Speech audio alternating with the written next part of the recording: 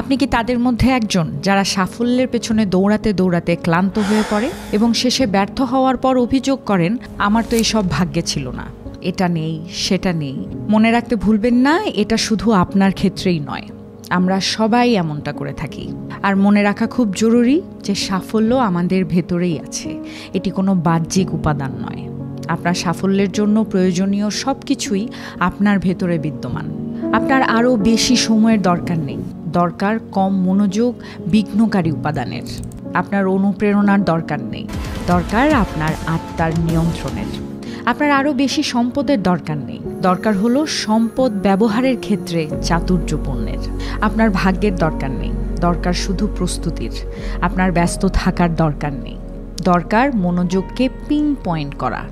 আপনার সব কিছু জানার দরকার নেই, আপনার শুধু শুরু করার দরকার।